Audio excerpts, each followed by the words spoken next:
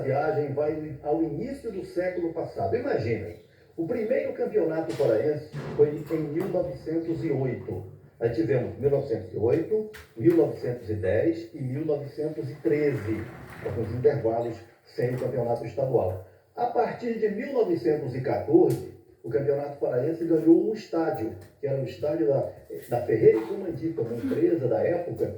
O Paysandu depois comprou esse estádio, é o atual estádio da Curuzu. Então a grande questão, onde foram jogados os campeonatos de 1908, 1910, União Esportiva foi campeão desses dois, e de 1913, que o Remo foi campeão. Na época, Belém tinha os descampados, os largos, como, por exemplo, o Largo de São Brás, que você vai aqui conhecer na primeira foto que nós temos para mostrar. Aí é o Largo de São Brás, uma área que compreende toda a caixa d'água lá no final, né? Da caixa d'água ao terminal rodoviário, envolvendo a área do mercado de São Brás, até lá na Gentil, uma área imensa. E aí depois veio a estação ferroviária, aí o trem passando na Tito Franco, que agora é o Almirante Barroso, enfim.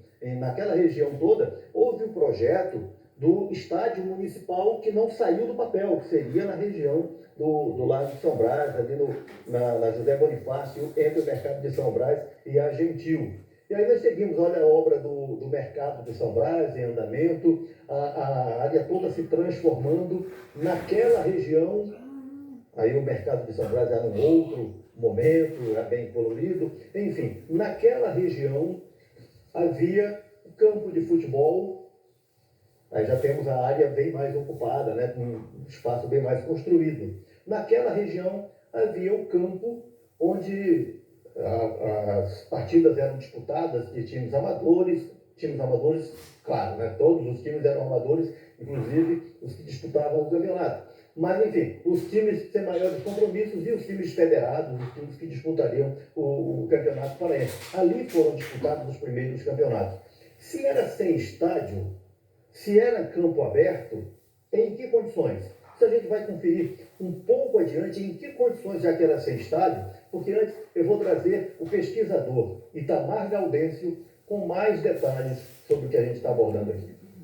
Ricos, pobres, indígenas, mestiços, circulavam na cidade, mulheres participavam ativamente do cotidiano de trabalho da cidade, do ir e vir da cidade. Nesse espaço também tínhamos a prática futebolística, Norte Clube, Brasil, Internacional, Guarani, clubes do Bruno de Menezes, do Edgar Proença. Os primeiros atletas, os homens atletas do início do século XX, participavam ativamente dos jogos. E o que é interessante, nesse campo, lá do Largo de São Brás, ele ocorria os jogos antes do Parazão, ocorrendo no Curuzu, no estádio da Curuzu em 1914, e no estádio Canhão do Clube do Remo. Nas memórias de Edgar Proença, o que é interessante do Largo de São Brás? Ele falava dos bois que atravessavam os jogos de futebol algumas vezes durante as partidas. Também as memórias do escritor e historiador Ernesto Cruz, autor do livro História do Clube do Remo, onde ele vai falar da sua infância ao ver os jogos do Remo sendo disputados ali no Largo de São Brás. Além da prefeitura, que tinha projetos dos anos 40 de construir o estádio municipal da cidade, muito lembrando assim um pouco o Pacaembu, lá em São Paulo. Então, a história do Largo de São Brás também passa a ser a história, a memória do nosso Parazão. Boa, daí o Itamar. Pois é, eu falava em que condições, já que era em campo aberto. Então, o campo ele era cercado com cordas. E as pessoas meio que invadiam o campo para determinados lances, para ver determinados lances. No interior tem muito isso, né? Campos com um cercadinho ali para controlar a posição do público em relação ao jogo. Imagine, jogo do Campeonato Paraense sendo paralisado porque os bois precisam passar, né? Como foi registrado aí das memórias do Ernesto Cruz no livro sobre a história do Clube do Remo. E há uma relação do que nós vamos ter com a volta do Mangueirão para isso que nós falamos há pouco. A história do pode, mas não deve. As pessoas podiam entrar no grupo, mas não deviam. O Mangueirão está voltando, gente. 19 de março vai ser reaberto.